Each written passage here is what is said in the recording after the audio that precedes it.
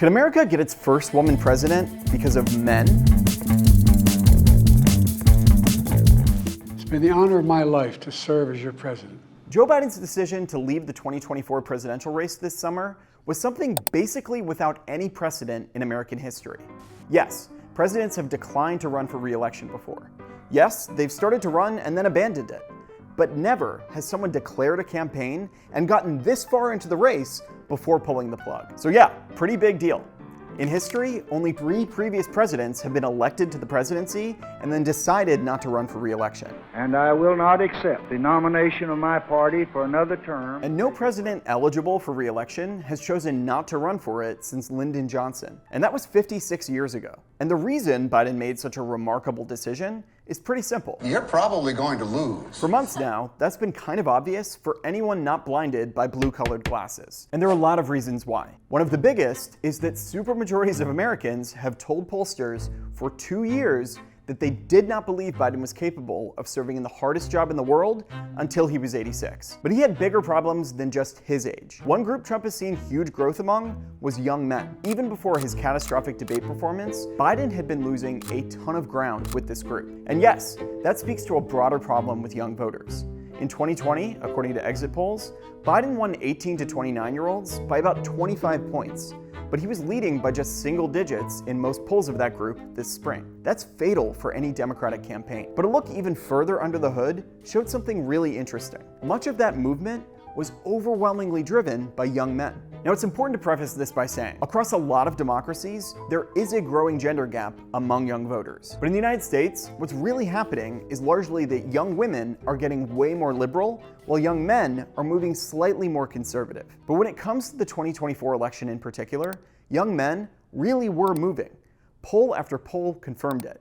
Young men had become a huge problem for Biden's re-election campaign. Now, a common response from a lot of people might be something along the lines of, okay, well, duh, these young incels, angry at losing their privilege, are rebelling against our egalitarian future where everyone is treated equally. 2 things about that. Number 1, good luck with that message. And 2, this movement crossed racial lines. Take this poll from Pew Research Center. It showed Biden leading Trump among black voters by 60 points. A huge lead, yes, but one that already found Trump more than doubling the black support he got in 2020. But again, that movement wasn't equal everywhere. Trump got just 9% of black voters over 50, but almost a third of black voters under 50. And this is part of a broader narrative.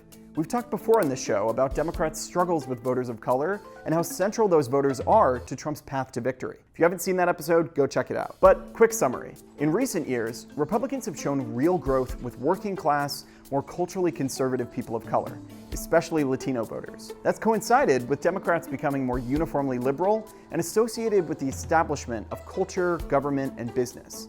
And it speaks to the idea that there's a particular vulnerability for Democrats among these voters, who do not trust and feel failed by the educational, political, and cultural establishments. That fits with the fact that the state that has moved most towards Republicans in polling this year is Nevada, which has one of the youngest median ages of any state and has a significant number of working-class voters of every race. But this also exists in the context of 2 much bigger forces. One is a sweeping anti-incumbent mood across the world right now. In countries basically everywhere, incumbent parties and leaders are going the fuck through it right now. In the UK, Prime Minister Rishi Sunak was just tossed out of office. In France, President Emmanuel Macron just saw his party smacked out of parliament.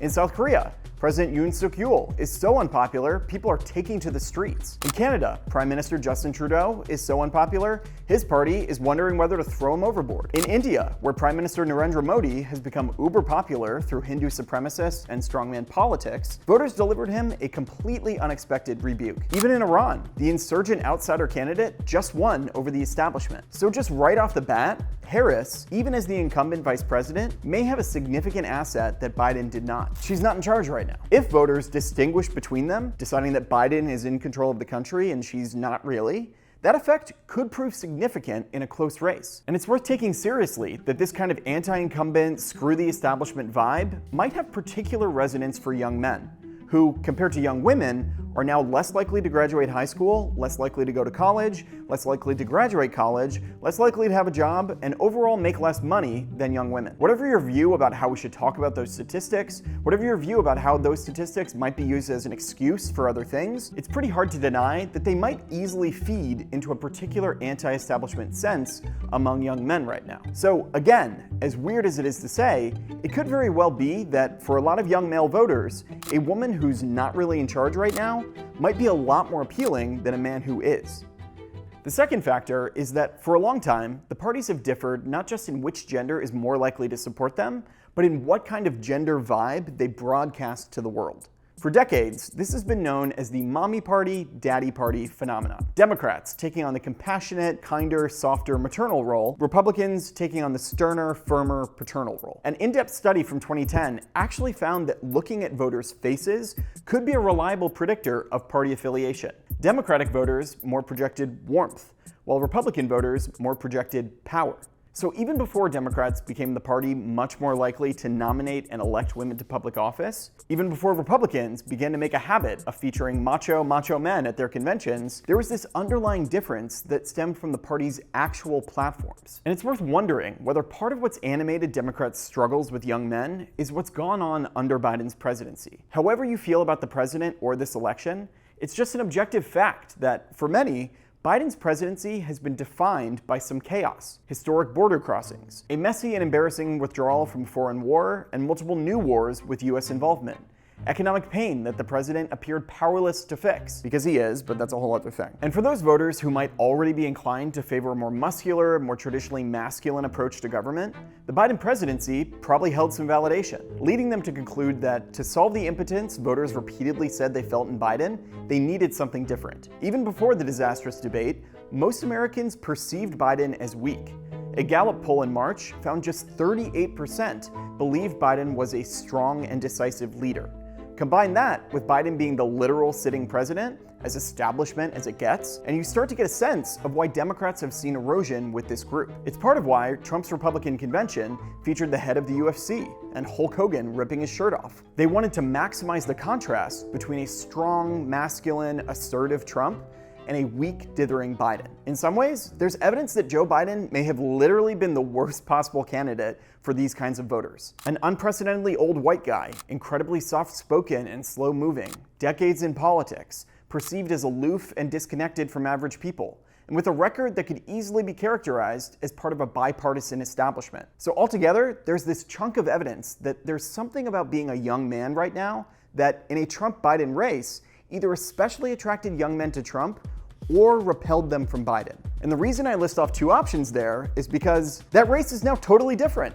So it actually matters a lot which direction they were being motivated. For Kamala Harris's campaign, there is some potential here. Not only is she 20 years younger than Trump, she also, famously, has a record as a prosecutor battling gangs and criminals. Her first presidential campaign in 2019, which pretty much everyone agrees was a disaster, took a decidedly more liberal approach on a lot of issues, including lighter criminal sentences, lighter policing, and more public benefits for illegal/undocumented immigrants. I think we should have that conversation.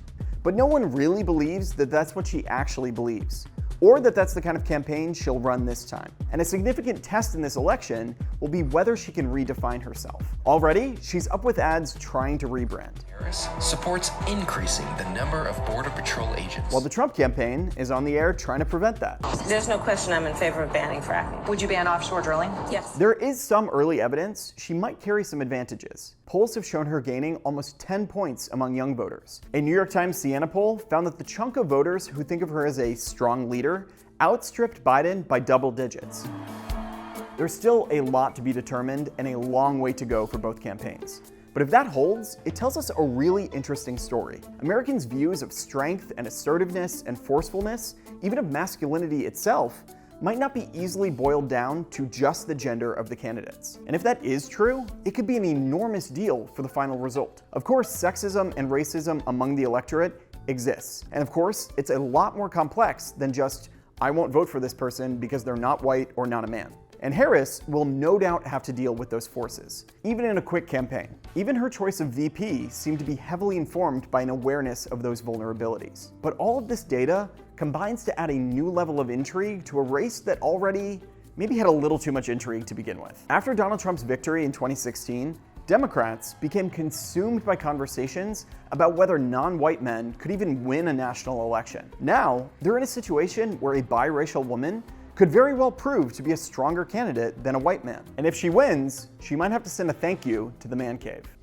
Did you like this video? Trying to keep up with another insane election year? We got you. Click the subscribe button and hit the bell to get notified whenever The Recount publishes new videos.